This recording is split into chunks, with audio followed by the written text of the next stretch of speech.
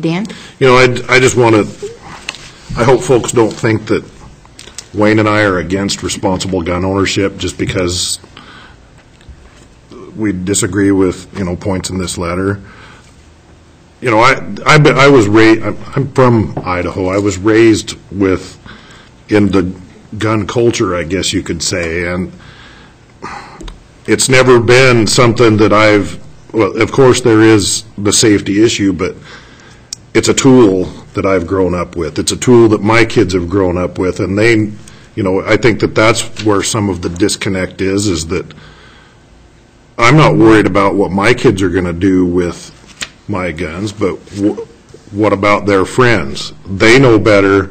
My kids know better than to let their friends do anything with anything of mine, but what's to say is going to happen over at somebody else's house? I don't know.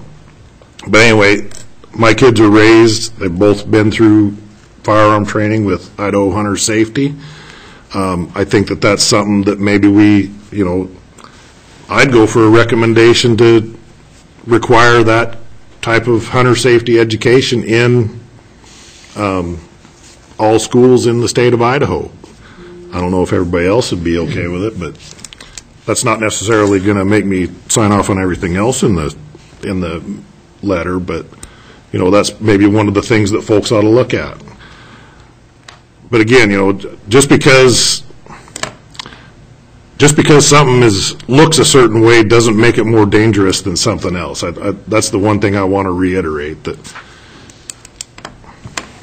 So, Dan, I'd mentioned this letter says supporting national standards for the issuance and holding of concealed weapons permits, including gun safety education and demonstration of proficiency of use. And so I know in the chief's memo he emphasized that, you know, just because it show up, you can take a class, but right. If you can't figure it out.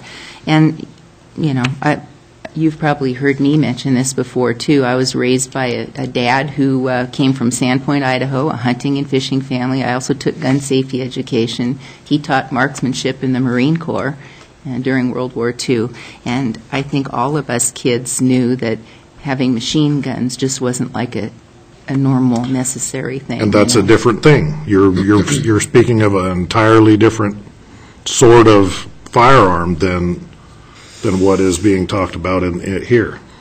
A machine gun is something totally different. And we're talking about the equivalent of some of these assault weapons, too. The kids who recognize you didn't need a 30 magazine capacity. Yes, Wayne. Well, I think I'll share a real short story.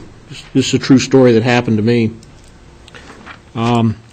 As everybody knows, or most everybody knows, I grew up in Moscow, Idaho. And I went over to a friend's house one day when I had to be about 9 years old.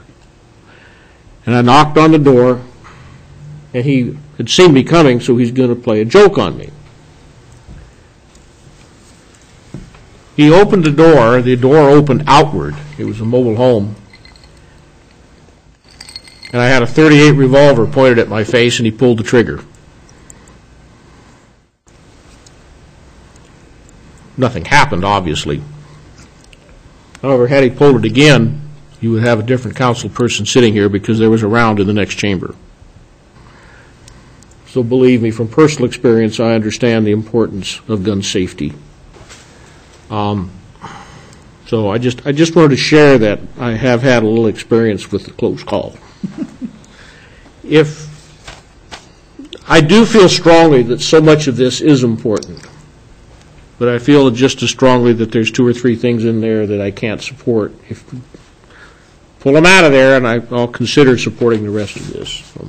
Okay, and one of those was a. One of those is going to be removing the one bullet point of the whole bullet point about assault weapons. Okay. We pulled the whole thing out of there, and also pull the whole one out about 50 caliber ammunition. Just take the whole thing out. Now, Sue is supportive of the excluding black powder. I could leave that out because. But if your concern is black powder, Wayne? It is. Well, so? No, you know what? No, I can't support it. I can't support that bullet point in there. I think that there's some 50 caliber handguns that is utilized, which Lord knows I sure wouldn't want to fire one, but there are certain hunters that think that they're necessary to protect themselves when hunting big game against grizzly bears and so on and so forth. No, I need to have that bullet point taken out also. I would leave the one in there about large magazines. I won't fight that one. And my question for the police would be, they're looking at their own protection as well. And so if they have people who are shooting at them with .50 caliber or above, I'm thinking that's the rationale for putting that in there. Is there a caveat that you could put in that would allow the bear hunters to have that? No, because I think you're starting to split hairs. And Mayor, the problem is an individual that's going to be shooting at our police officers with a .50 caliber gun probably got it illegally anyway. Okay. Other discussion in here, Sue? Yeah, and I can live with that, Wayne. And my little story is that when 39 years ago, when kids broke into our house, and it was not here in Idaho, the only thing they stole were the guns out of the closet. Luckily, my husband had the firing pins taken out of the pistol, and after that we did get the locking gun safes, which I did see were on sale in the newspaper last week. And so it's that kind of thing, as Wayne talks about, with kids and with people that aren't thinking, that makes me want to encourage and mandate the safe storage of the guns and locking safety devices. And a lot of this is just information. Sales, recording sales, keeping information on who has what. And yes, there's a lot that is going to be on the black market. Yes, we can't stop everything, but I think if we can make people stop and think, it would help. And so with those two bullet points pulled, so to speak, I'm ready to make, yes, so to speak, I'm ready to make a motion that we, You want to? I'll let him. I was hearing the mayor asking the police chief to address what this would do to pull out these 2 points. And I thought that's what was being, I thought that's Are what you was willing happening. to hear that? Because I was interested in, because I particularly like those 2 bullet points. I'm not sure I want to support the letter without them. So Well, I'm in that case, interested in nothing finding out what happens to the whole memo if we kill those 2 bullets points. Chief, could you just speak to the rationale for your including those in your memo, and what was the thinking behind that? I'll start with the ammunition within the .50 caliber. I was thinking not only the impact and the kinetic energy that is discharged with one of those, but it's the distance also. And I wasn't considering muzzle loaders or black powder because those are ball ammunition and you don't buy those together. You have to buy the ball separately and then the black powder, so that is not would be considered ammunition, but they do make muzzle loader ammunition that are bullets that will be fired out of a muzzle loader. And for the recreational sense, I could understand why hunters like that size.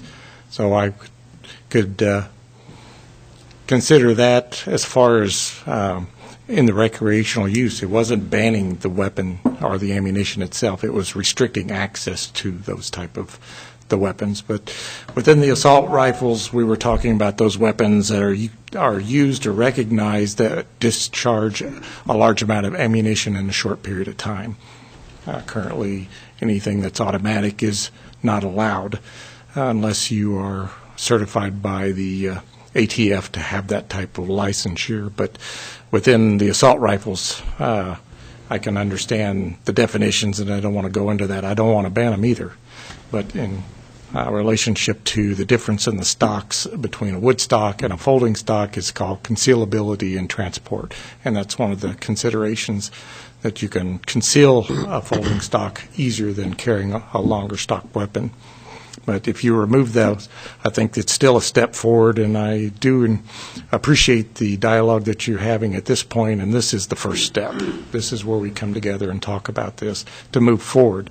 Like you say, this will not solve anything at this point, but as Councilman Lamar said, any step forward, whether it's a small baby step or a giant leap, we need to go somewhere from where we're currently at now. Chief, a question for you. You mentioned 50 caliber and above and the distance that it travels. If you were to accidentally just discharge such a weapon, kind of cleaning a gun that's loaded from your kitchen table, how far could that bullet travel? There's different relative ranges. to a .22 or something? Different ranges compared to the type of bullet and the size of the bullet, but the majority of people that like to shoot the 50 caliber, as I did in the military, you can shoot a good 1.5 miles with pretty good accuracy. Or if you discharged with some lethal inaccuracy. And inaccuracy, and then the kinetic energy would also have a deeper penetration, so you would shoot through, like we would say, engine blocks or through walls, and it would go further. That's why we don't carry that type of ammunition in our department at this time. Okay. So I would hope the council would consider that input, that the police had made the conscious decision to not carry that size, that caliber ammunition for a particular reason of public safety.